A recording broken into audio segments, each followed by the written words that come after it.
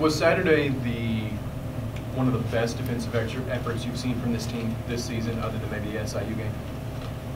No, it was one of our better ones, I thought. By the numbers, we've had some better performances there, efficiency-wise. But I thought our defensive energy was really good. Guys were active. I thought we had a lot of possessions where we made multiple effort plays. I thought we were really in sync and defended as one, as a team, and I think that was definitely a step in the right direction for us.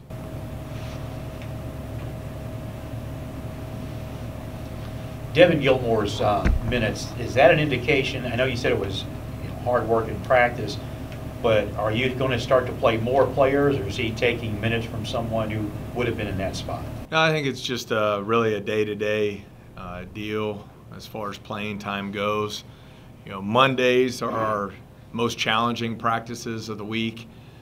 It's the only day we practice where we're more than 2 days out from a game. So we get to do a lot of evaluation on Mondays, and he's strung together quite a few good Mondays in a row.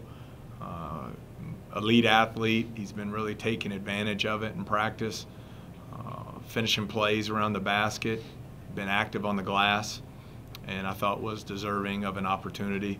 And I thought the matchups in the game fit to give him that opportunity, and he took full advantage of it. We're talking about the defensive effort from that team on Saturday. I thought Breon played really well. He had 2 plays though that he got called fouls on that could have been blocks or whatever. Talk about what he provides the team as far as from that standpoint, because he's not a guy that's going to put up a lot of stats. No, he's, I guess the best way to describe it would be the middle linebacker of our defense. He has to coordinate everything. He has tremendous IQ at that end of the floor, very, very good understanding of what the other offense is trying to accomplish from a scouting report standpoint. So I think his value is not necessarily in points scored, but his ability to run our defense, make sure guys are where they need to be. He's an excellent ball screen defender, and he's really been a presence at the rim.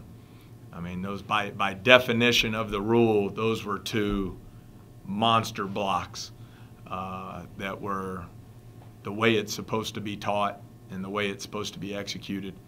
And he's done a great job anchoring our defense this season. You say he has to coordinate the defense. If somebody's out of position, does he tell them? No, I think just more so from so many teams run ball screen offense similar to us. He's responsible for a lot of the calls there, making sure everybody knows what's going on. I think being at the 5 position, oftentimes he's the back line of the defense, whether it's our presses or our half-court defense. So he's got a visual of everything going on the floor, and he has a good IQ and a good feel for anticipation at that end of the floor. Coach, you've talked about a lot with this team about how the basketball IQ is there. How does that IQ saturate to other players? Guys like Eves and Gilmore who do pick up more minutes because they've learned principles. How do the players translate their IQ to other players on the team? Well, I don't know how to answer that. I think with a guy like Ja, you just see he makes everyone else around him better because he delivers the ball where it needs to go.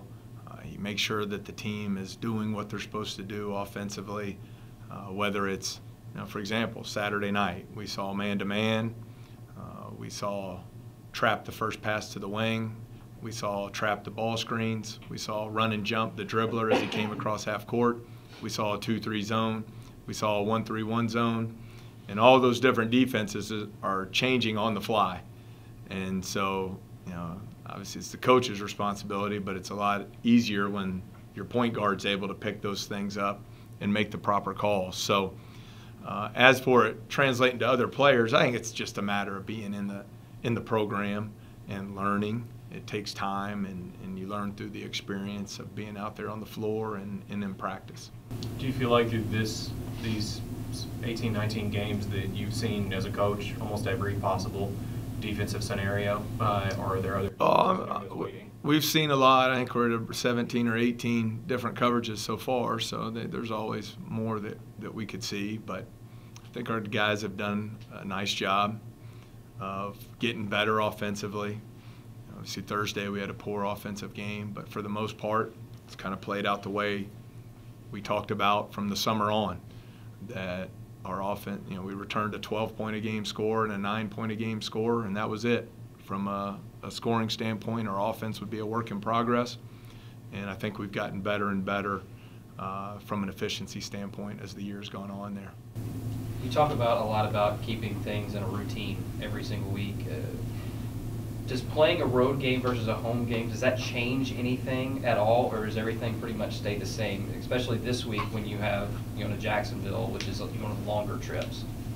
No, I don't think so. I mean, we try to set everything up to be consistent in everything we do, so that it doesn't matter where you play or when you play, who you play, how many people are at the game. That hopefully you prepare the same way so that you get the same type of product on the floor. Now, obviously, there's the human nature part of it, and that's part of how things go. The challenging part going into this trip is it's just going to be a different setup on Thursday. The women play at 11:30 in one of those lunchtime games, so our shoot-around time will be different, a little bit different routine, but that's happened to us several times this year, and the guys have handled it well. With that being said, Jacksonville's a place that has always been tough to play at. What about going there makes it so difficult? Oh, well, I think it's just the fact that it's not the Jacksonville State that it used to be. When they transitioned from Division II to Division I, and had a bad program for all those years. I mean, they're a really good team. They've got elite talent, high-level players. They've created a great environment there because they win. They've invested a lot of financial dollars into their basketball program to build it up, and they've done a great job with that. So watching their home games on TV looks like a great atmosphere, a great environment, and it should be a lot of fun to play in on Thursday. For as much credit as they get defensively, I feel like they're one of the more balanced teams in the conference with 4 guys averaging double figures. What kind of challenges does that team pose offensively? Well, they are. They're very balanced. I think you hear a lot of coaches talk about trying to get older as a team, and that's when you have your best seasons. Well, their top 6, it's all their 4th or 5th year at the Division I level in college. So they have a very experienced team, been through a lot of different situations. So, no, I think it'll take a great team effort. There's not one position where you can say they're weak in that spot. You don't necessarily have to worry about it. They've got good balance 1 through 5, and good scores coming off the bench as well. How do you deal with a guy like Burnell, who has done such a good job this year maintaining that balance? He's been kind of a double-double machine, not just in OVC, but prior to the league. Yeah, what a season he's having. Almost 18 points, over 10 rebounds a game in league play. His versatility is what makes him such a tough cover. Can score it in the post. Can hurt you on the offensive glass. He's shooting the ball well from 3. They run some different actions to get him open threes, and he's knocking them down. And then he's playing one-on-one out on the perimeter as well and taking people off the dribble. So, again, you just come back to it's not going to be one man's responsibility. You have to play good team defense and try and make his shots as difficult as possible. Ja played really well on Saturday. Wouldn't notice if he had the ankle injury or not, but how close is he to being back 100% to where he has that that initial burst like you normally see? Yeah, I think he's getting there. I think it's just going to be a day-to-day process, but credit to him. Tough, wants to do anything he can do to help his team. Really, we weren't sure what the status would be going into Saturday, and he goes out and 24 points, 9 assists, and 27 minutes. So just a credit to him, but he's getting close. Shaq's getting there. I was really concerned about him Thursday night in the first half. He landed on his hand. Really, Friday, I didn't think he'd be able to play on Saturday, but he's just such a warrior, such a tough kid that he found a way to get through it, and he's progressing well, and and both will be ready to go this week.